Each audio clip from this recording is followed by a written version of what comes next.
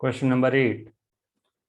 What minimum horizontal speed should be given to the bob of a simple pendulum of length L so that it describes a complete circle? देखो, एक simple pendulum है जिसका length है L के equal, तो उसके Bob को कितनी स्पीड दें कि वो कंप्लीट वर्टिकल सर्कुलर मोशन कर पाए। ओके, यहाँ पे वर्टिकल वर्ड यूज नहीं किया, लेकिन पेंडुलम है तो अपने को समझ में आना चाहिए कि वर्टिकल सर्कुलर मोशन की बात हो रही है। ओके, और जो मिनिमम वेलोसिटी निकालना है वो लोवेस्ट पोजीशन पे हमें फाइंड करना है। तो ये आंसर भी हमें याद होना चाहिए कि answer will be under root of 5GL। Okay, देखो मैं सिचुएशन समझाता हूं आपको। ये है situation. This is a simple pendulum. String का जो लेंथ है वो L के इक्वल है। दिस इज द बॉब, और बॉब की वेलोसिटी हमें फाइंड करनी है कि what is the minimum velocity of the bob, ताकि ये वर्टिकल सर्कुलर मोशन कंप्लीट कर पाए। ओके, तो देखो एक यहाँ पे कंसेप्ट इन्वॉल्व है कि what is the minimum speed at maximum height of the trajectory, या फिर highest position of the trajectory पे मिनिमम स्पीड क्या होगा।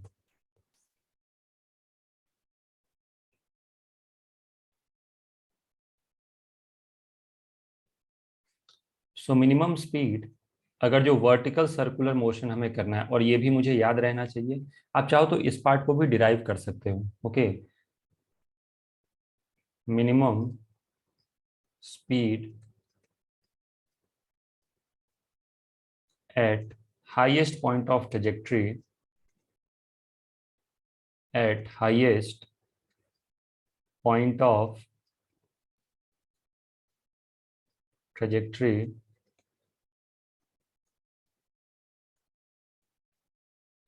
is under root of GR, और यहाँ पे रेडियस L के इक्वल है, तो ये क्या हो जाएगा, अंडर रूट ऑफ GL के equal. Okay, this is equal to under root of GL, correct. आप चाहो तो इस चीज को डिराइव भी कर सकते हो। ओके, अगर जो आपने कभी पहले डिराइव नहीं किया तो कर सकते हो, और एक बार कर लिया तो हमेशा याद रहना चाहिए, हर बार ये नहीं कि हम डेरिवेशन कर रहे हैं इस पार्ट का। तो इसको कैसे डिराइव करते हैं हम लोग, मान लो पार्टिकल यहाँ पे है, this is the string, string ऐसा पोजीशन में आ जाएगा, this is the Bob, Bob के पास यहाँ पे कुछ स्पीड होगी, इसको v नहीं लिखते हैं, इसको लिखते हैं v1, क्योंकि ऑलरेडी लोवेस्ट पोजीशन पे हमने v लिख दिया है। तो क्या इसका एक सेंट्रीपिटल एक्सेलरेशन होगा नीचे की तरफ, yes, v1 square by are. यदि मैं फ्री बॉडी डायग्राम ड्रॉ करूं तो इस बॉब पे नीचे की तरफ एक फोर्स लगेगा, क्या, mg के इक्वल, करेक्ट। एक और फोर्स लगेगा नीचे की तरफ, कितना, this is tension. So what is net force acting on the particle, mg+t। अब मैं न्यूटन सेकेंड लॉ इसके लिए लिखने जा रहा हूँ, F is equal to ma। Okay, so what is net force, downward direction में है mg+t, और एक्सेलरेशन कितना है, सेंट्रीपिटल के equal. This implies mg plus tension t is equal to m v1 square upon l। ये आ गया हमारा equation. अब मुझे v1 की मिनिमम वैल्यू चाहिए, मैक्सिमम तो कुछ भी हो सकता है। ओके, अगर जो मुझे v1 की मिनिमम वैल्यू चाहिए तो मैं क्या बोल सकता हूँ कि लेफ्ट हैंड साइड मिनिमम होना चाहिए। अब देखो mg तो कांस्टेंट है, तो लेफ्ट हैंड साइड मिनिमम कब होगा, जब टेंशन अपने मिनिमम वैल्यू पे हो, और टेंशन की मिनिमम वैल्यू हो सकती है 0। तो एक बार मैं फिर से रिपीट कर रहा हूँ, मुझे v1 मिनिमम चाहिए। v1 कब मिनिमम होगा, जब लेफ्ट हैंड साइड मिनिमम हो, और लेफ्ट हैंड साइड कब मिनिमम होगा, mg को तो हम चेंज नहीं कर सकते, तो ये जब टेंशन मिनिमम होगा तो v1 भी मिनिमम होगा। Okay, so minimum value of tension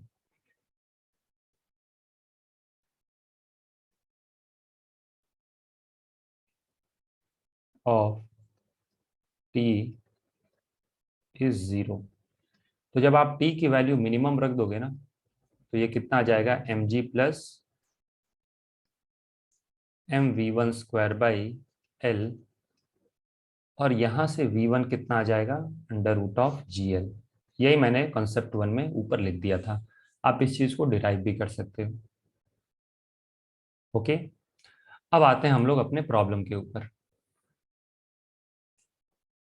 ये। अब इस बॉब की यहाँ पे वेलोसिटी निकालनी है, और मुझे जब ये बॉब यहाँ जाएगा तो मुझे इसकी वेलोसिटी पता है। This velocity v1 is equal to under root of gl। अब यहाँ पे हम लोग बॉब प्लस अर्थ को सिस्टम कंसीडर करके we can conserve mechanical energy, ऐसे नहीं अंधाधुंध कहीं भी मैकेनिकल एनर्जी कंजर्व कर दिया। पहले आप लिखोगे कि we consider bob plus earth as a system, ये प्रैक्टिस के लिए करेक्ट। जब प्रॉब्लम सॉल्व करना है तब ये सब नहीं लिखेंगे। बॉब प्लस अर्थ, तो बॉब पे कौन कौन से फोर्सेस लग रहे हैं? एक तो लग रहा है mg, दूसरा लग रहा है टेंशन। टेंशन कभी वर्क नहीं करेगा क्योंकि tension is always perpendicular to the infinitesimal displacement, correct. Tension हमेशा छोटे से डिस्प्लेसमेंट के परपेंडिकुलर है, so work done by tension is always zero. mg work करेगा, लेकिन bob plus earth has a system लिया है तो that will be internal conservative force, therefore mechanical energy is conserved। तो bob plus earth has a system, mechanical energy initial, this implies kinetic energy initial plus potential energy initial। potential energy को आप u से भी represent कर सकते हो, this is kinetic energy final plus potential energy final। Okay, अब potential energy के लिए मुझे एक रेफरेंस चाहिए, तो मैं इसको रेफरेंस पोटेंशियल एनर्जी जीरो मान लेता हूं। तो इनिशियल पोटेंशियल एनर्जी जीरो हो जाएगा और इनिशियल काइनेटिक एनर्जी हो जाएगा half M we square. Final kinetic energy, final kinetic energy क्या होगा? Half M v one square. Potential energy कैसे लिखोगे फाइनल? तो देखो ये जो हाइट है, दिस हाइट इज कितना, रेफरेंस से ये हाइट कितना ऊपर है, so this is 2l। Okay, तो kinetic energy final is half mv1 square and potential energy is mgh, and what is h? 2l। so this implies half mv square is equal to half m, what is v1 square? क्या ये gl के equal हो जाएगा? yes, and this is 2mgl। यहाँ से सारे m cancel कर सकते हो, या फिर ऐसे लिख सकते हो half M we square is equal to 5mgl/2। okay, so what is v? v is equal to under root of 5gl। तो ये बहुत ही स्टैंडर्ड फॉर्मूला है, सब लोगों को ये पूरा याद भी होना चाहिए। ओके, बेसिकली ये इतना स्टैंडर्ड केस है कि मुझे ये भी सब पता होना चाहिए कि यहाँ पे वेलोसिटी होता है कितना, under root of 5gl, correct. ये मिनिमम वेलोसिटी की बात हो रही है। यहाँ पे क्या होता है? This is under root of 3gl। यहाँ पे क्या होता है? This is under root of gl। यहाँ से अगर जो मैं 60 डिग्री पे पोजीशन मार्क करता हूँ, ये एंगल 60 डिग्री है, तो ये कितना होता है? This is under root of 2gl। यहाँ पे यदि मैं मार्क करता हूँ ये एंगल 60 डिग्री, तो यहाँ पे वेलोसिटी होता है अंडर रूट ऑफ 4gl। तो ये कुछ स्टैंडर्ड है जो अपने को याद होने चाहिए, रट के नहीं, क्वेश्चन सॉल्व कर करके। Okay, next question 9। A uniform chain of length L and mass m overhangs a smooth table with its two-third part lying on a table। एक चेन है बच्चों जिसका लेंथ है L के इक्वल, मास कितना है? Mass is equal to small m। इसका two third part जो है ना वो टेबल पे लाई करता है। Find the kinetic energy of the chain as it completely slips of the table. तो देखो क्योंकि टेबल स्मूथ है तो ये टेबल से स्लिप करेगा, और हमें इसकी काइनेटिक एनर्जी फाइंड करना है।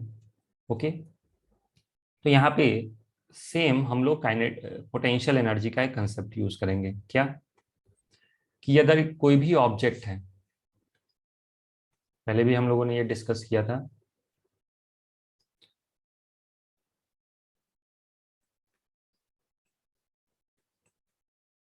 suppose this is a particle, this is reference potential energy 0, और इस पार्टिकल की हाइट कितनी है? इस पार्टिकल की हाइट है h के इक्वल। तो इसकी पोटेंशियल एनर्जी कितनी हो जाएगी? mgh। लेकिन यही कोई यूनिफॉर्म बॉडी हो जाए, जैसे चेन हो जाए, ओके, या फिर और क्या हो सकता है, रोप हो जाए। ऐसा suppose this is a chain, इसकी ग्रेविटेशनल पोटेंशियल एनर्जी या फिर इस ऑब्जेक्ट प्लस अर्थ की ग्रेविटेशनल पोटेंशियल एनर्जी कैसे लिखेंगे? तो हम लोग सेंटर ऑफ मास की हाइट लेते हैं। सेंटर ऑफ मास मतलब अभी थोड़ी देर के लिए आप समझ सकते हो, सेंटर तक की हाइट लेते हैं ऑब्जेक्ट की। इसकी पोटेंशियल एनर्जी कितनी हो जाएगी? अगेन mgh, लेकिन हाइट क्या है? What is h? h is height of centre of mass. Okay, centre of mass हमने नहीं पढ़ा है, तो बस आप थोड़ी देर के लिए ये अज्यूम कर सकते हो कि क्योंकि यूनिफॉर्म बॉडी है तो ये सेंटर की ही बात हो रही है। ओके, अब आते हैं हम लोग अपने प्रॉब्लम के ऊपर।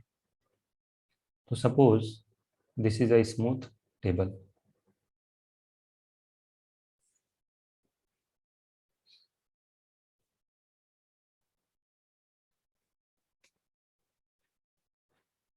इस केस में रोप क्या है? पहले मैं रोप आपको ड्रॉ करके दिखा देता हूं। तो सपोज दिस इज अ रोप।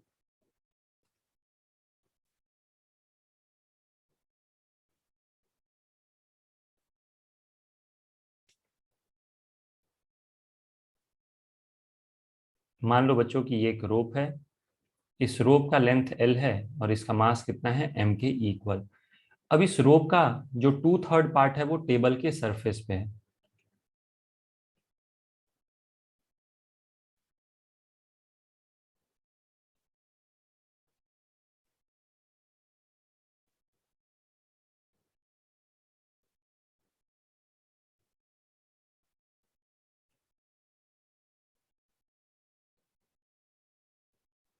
अच्छा, 2/3 पार्ट टेबल पे है तो बाकी कितना बचेगा? 1/3। तो 1/3 यहाँ पे ऐसे लटका हुआ है। समझ में आ रहा है?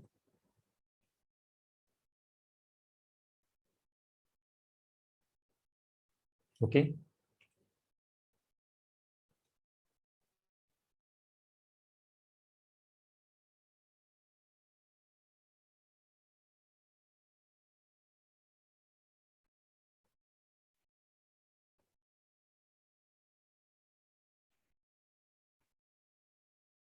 समझ में आ गया। ये यूनिफॉर्म है, ऊपर वाले पार्ट की थिकनेस आपको थोड़ी सी ज्यादा लग सकती है, तो उसमें कंफ्यूज नहीं होना है, थिकनेस हर जगह सेम है। मैं ट्राई करूँ क्या दोबारा बनाने का?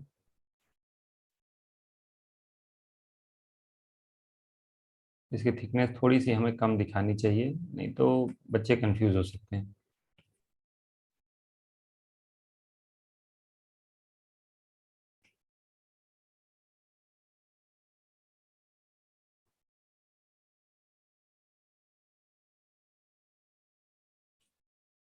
समझ में आ गया ये?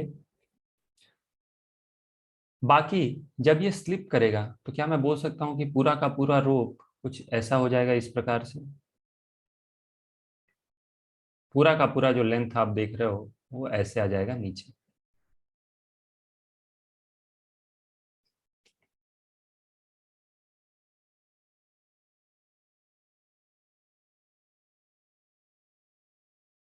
यहाँ पे हम लोग डायमेंशन मार्क कर सकते हैं। ये क्या हो जाएगा? ये पूरा का पूरा जो लेंथ देख रहे हो ये L हो जाएगा। यहाँ पे कितना पार्ट टेबल के ऊपर है? तो यहाँ पे 2/3, 2/3 मतलब 12/3 is on the table. Okay, और कितना नीचे ऐसे लटक रहा है? So this is L/3। समझ में आ गया?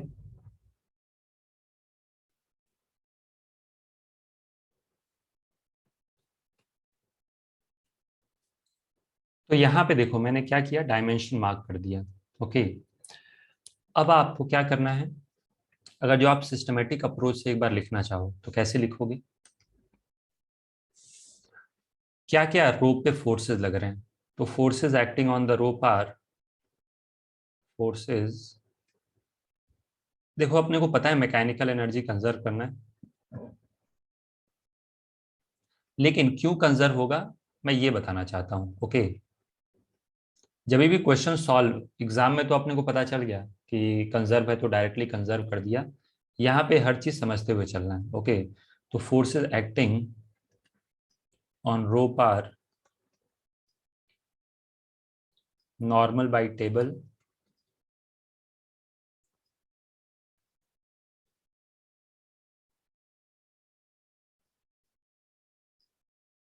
And mg। Correct, actually mg की वजह से ही ये नीचे आएगा। ओके, अब यहाँ पे mg का जो वर्क डन है वो हम लोग इंटीग्रेट करके भी निकाल सकते हैं। Okay, work done by gravity हम लोग इंटीग्रेट करके भी निकाल सकते हैं, बड़े प्यार से निकल जाएगा वो भी। ओके, आगे कुछ ऐसे प्रॉब्लम्स आएंगे जहां पे हम लोग वो यूज करेंगे, लेकिन यहाँ पे इंटीग्रेशन की जरूरत नहीं है। क्यों? क्योंकि जब आप mg का वर्क निकालते हो, ओके, तो basically that is negative of change in potential energy. तो आप उस तरीके से लिख लोगे। क्यों? क्योंकि ग्रेविटी की वजह से पोटेंशियल एनर्जी लिखना बहुत ही आसान होता है। Okay, gravitational potential energy. तो यहाँ पे हम लोग इंटीग्रेट करके वर्क डन बाय ग्रेविटी नहीं कैलकुलेट करने वाले हैं। Okay, next, work done by normal क्या है? जीरो है। Work done by normal is zero. Work done by normal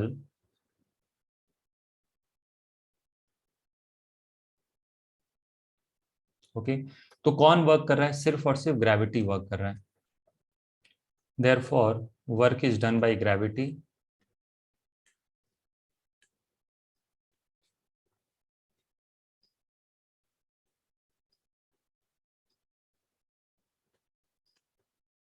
तो if we consider chain plus, मैंने रोप लिख दिया क्या ऊपर?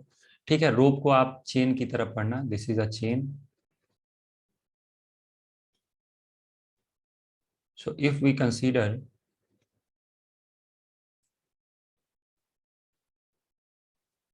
rope plus earth as a system,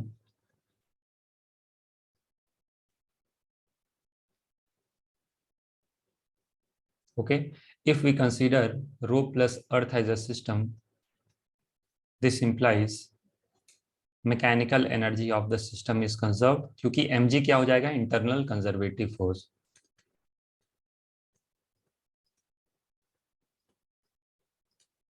okay, इसको हम लोग क्या करते हैं, अब मुझे मैकेनिकल एनर्जी कंजर्व करनी है तो इसको मैं रेफरेंस पोटेंशियल एनर्जी जीरो मान लेता हूं। This is reference potential energy zero.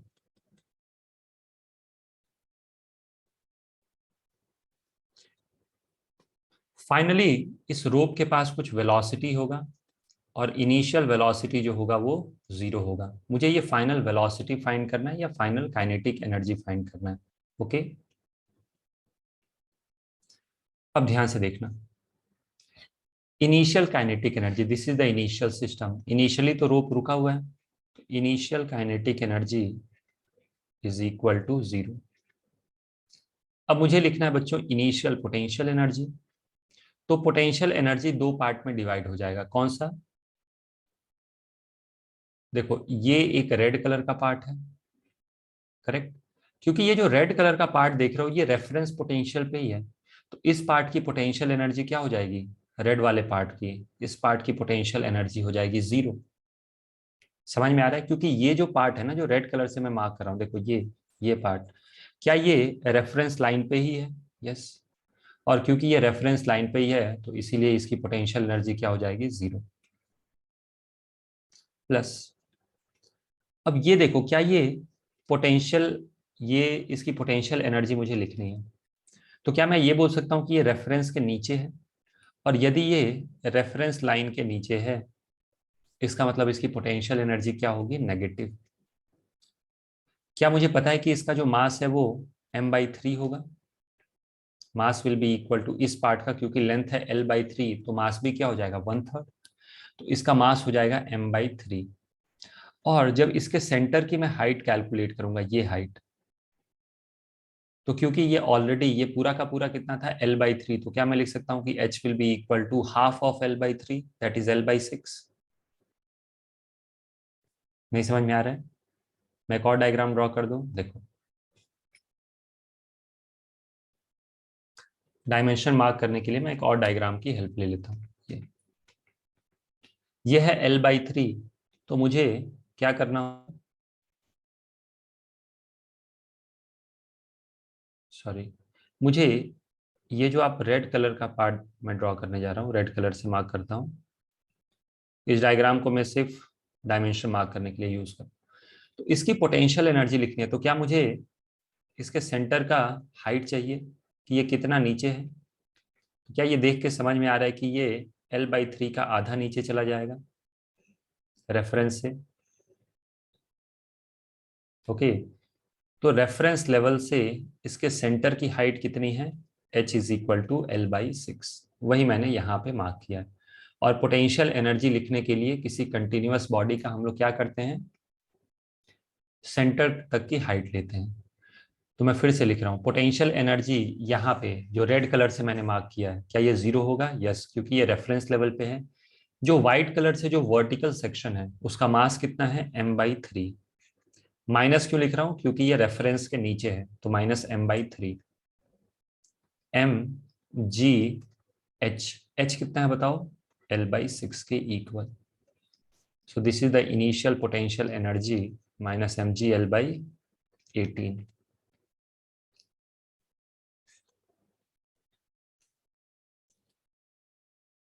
Correct. अब फाइनल पोटेंशियल एनर्जी लिखना है, तो फाइनल पोटेंशियल एनर्जी लिखने के लिए देखो,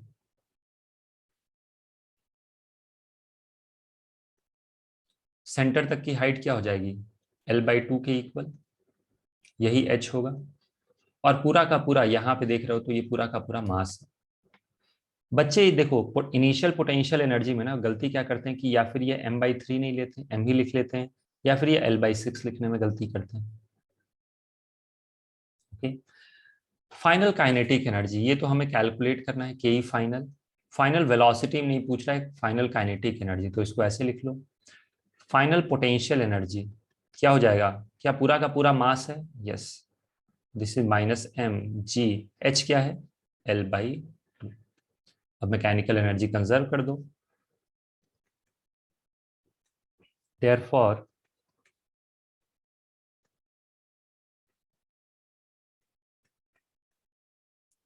is equal to kinetic energy final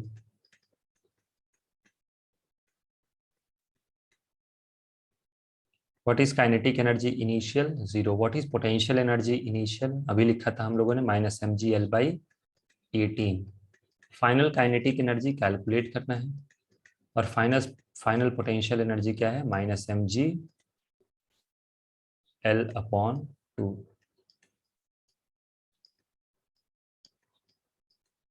so what is final kinetic energy, this is mg/L/2 left side में आ जाएगा, this is -mg/L/18। Okay, simple calculation है।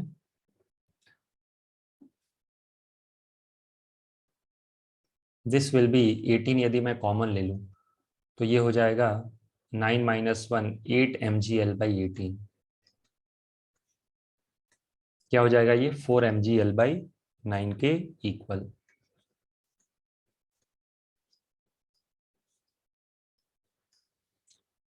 समझ में आ गया। तो यहाँ पे इस क्वेश्चन को करने में 2 मिनट भी नहीं लगेगा, लेकिन बस ये अंडरस्टैंडिंग हो जाए कि क्यों मैकेनिकल एनर्जी हमने कंजर्व किया। क्या सिर्फ रोप की मैकेनिकल एनर्जी कंजर्व हो सकती है, या सिर्फ चेन, मैंने दोबारा यहाँ रोप लिख दिया, इसको चेन लिख लो। ओके, तो चेन प्लस अर्थ की मैकेनिकल एनर्जी कंजर्व होगी। नॉर्मल जो फोर्स है वो एक्सटर्नल फोर्स है, लेकिन वो कोई वर्क नहीं कर रहा है, तो कोई एक्सटर्नल फोर्स नहीं है, कोई इंटरनल नॉन कंजर्वेटिव नहीं है, इसलिए हम लोग क्या कर सकते हैं, mechanical energy of the system conserve कर सकते हैं। ओके।